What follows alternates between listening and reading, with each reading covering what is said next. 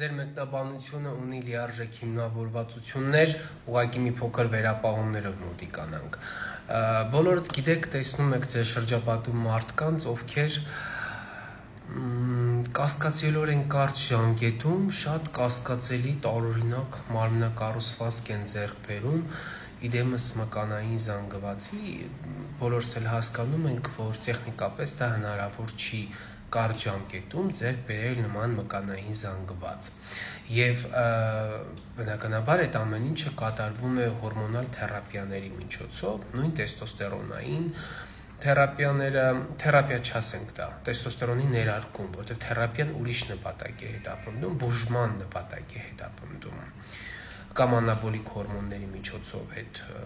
կառուցվածքի խոսքը այդ անառողջ մոտեցմանն է վերաբերվում։ Չափավոր ֆիզիկական ակտիվությունը, որը ենթադրում է կալորիաների բավարար սպառում, ոչ թե ուժերի հյուծում, բարձրացնում է անպայման տեստոստերոնը։ Բայց եթե դուք ֆիզիկապես հոգնում եք այնքան, որ նյարդային եք, ջղային եք, չունեք տրամադրություն, դա բացարձակապես կապ չունի տեստոստերոնի նորմալ քանակի հետ կամ ավելցուկի հետ։ Տեստոստերոնը